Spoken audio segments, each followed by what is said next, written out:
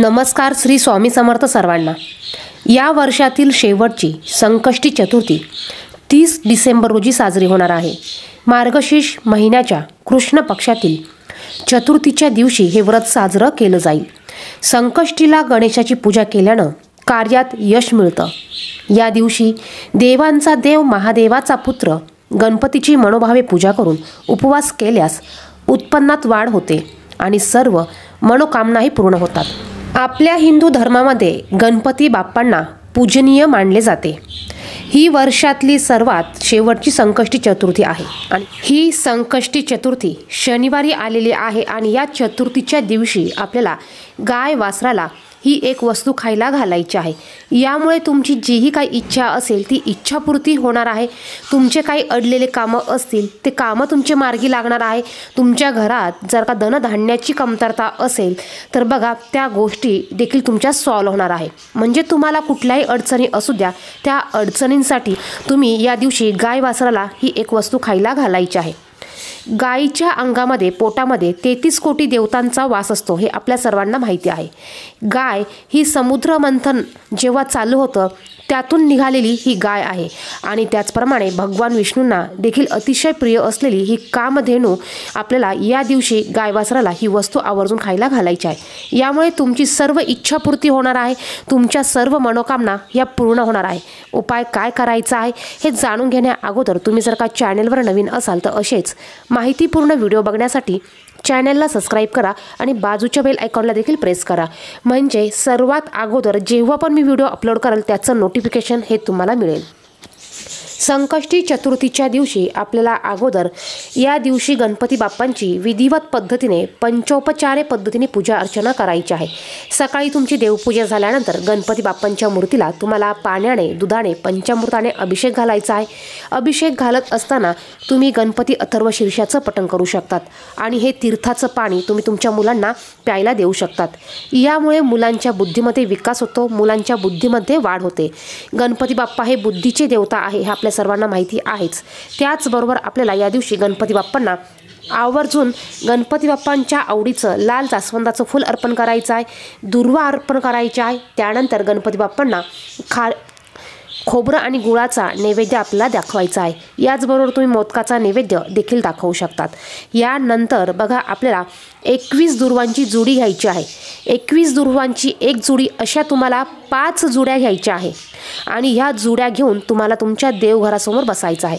बसायला तुम्हाला आसन घ्यायचं आहे, एक ताट घ्यायचं आहे।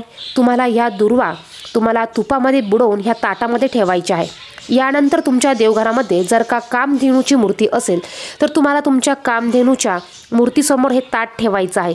धूप दीप तुम्हाला प्रज्वलित करायचा आहे। गणपती बाप्पांना तुम्हाला नमस्कार करायचा आहे। यानंतर तुम्हाला तुमच्या देवघरात असलेल्या कामधेनू मूर्तीला हळदी कुंकू अर्पण करायचं आहे, नमस्कार करायचा आहे। जीही काही इच्छा असेल ती इच्छा तुम्हाला मनोबल बोलून दाखवायची आहे, ती इच्छा तुम्हाला प्रकट करायची आहे। तुम्हाला गाईला कामधेनूच्या मूर्तीला नमस्कार करायचा आहे। यानंतर हे दुर्वांचं ताट घेऊन आपल्याला किंवा ह्या दुर्वा एका भांड्यात घेऊन आपल्याला जिथे गाय असेल, गोशाळा असेल, गोठा असेल तिथे जायचं आहे। जाताना हळदी कुंकू घेऊन जायचं आहे, तांब्यात पाणी घेऊन जायचं आहे। आपल्याला तिथे गेल्यानंतर गाईच्या पायावर पाणी ओतायचं आहे, हळदी कुंकू गाईच्या पायाला कपाळाला आपल्याला लावायचं आहे। त्यानंतर ह्या दुर्वा आपल्याला गाईला खायला घालायच्या आहे। शक्य झाल्यास गाईला तुम्हाला 11 प्रदक्षिणा घालायच्या आहे। प्रदक्षिणा घालत असताना ओम नमो भगवते वासुदेवाय या मंत्राचा तुम्हाला जप करायचा आहे। या वस्तू गाईला खायला घातल्यानंतर आपल्या ज्याही काही इच्छा असतील त्या इच्छा आपल्याला तिथे प्रकट करायच्या आहे। काय गाईला आपल्याला ह्या इच्छा सांगायच्या आहे, ह्या इच्छापूर्ती होण्यासाठी गाईला विनंती करायची आहे, प्रार्थना करायची आहे, गाईला नमस्कार करायचा आहे। ह्या वस्तू खायला घातल्यानंतर बघा आपल्याला 11 प्रदक्षिणा घालून नमस्कार करायचा आहे। शक्य झाल्यास गाईच्या पाठीवर जो उंचवटा असतो त्या उंचवट्यावरून आपल्याला थोडा वेळ हात फिरवायचा आहे। बघा जर का आपण गाईच्या उंचवट्यावरून हात फिरवला तर आपलं दुर्भाग्य हे नष्ट होतं, दारिद्र्य हे नष्ट होतं। यासाठी तुम्हाला शक्य होईल तेवढ्या वेळा तुम्हाला गाईच्या उंचवट्यावरून गाईच्या पाठीवर असलेल्या उंचवट्यावरून हात फिरवायचा आहे। बघा यामुळे आपल्या सर्व इच्छा ह्या पूर्ण होणार आहेत।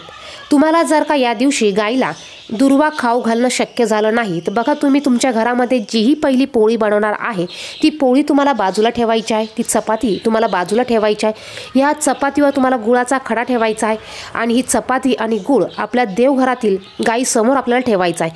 त्याला आपल्याला हळदी कुंकू लावायचा आहे, नमस्कार करायचा आहे आणि त्यानंतर ही पोळी आणि हा गुळाचा खडा आपल्याला गाईला खायला घालायचा आहे.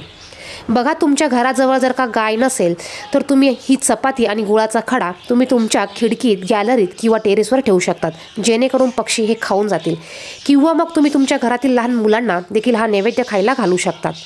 तर आपल्याला अशा पद्धतीने या वर्षातील शेवटच्या संकष्टी चतुर्थीला गायला ही एक वस्तू खायला घालायची आहे. यामुळे बघा, आपलं सर्व जी काही इच्छा असते ती पूर्ण होणार आहे. जेही काही संकट असतील, अडचणी असतील, ह्या नष्ट होणार आहे, आपल्या इच्छापूर्ती होणार आहेत. व्हिडिओमध्ये सांगितलेली माहिती तुम्हाला आवडली तर व्हिडिओला नक्कीच लाईक करा. चॅनेलवर नवीन असेल तर चॅनेलला सबस्क्राईब करा. धन्यवाद. श्री स्वामी समर्थ.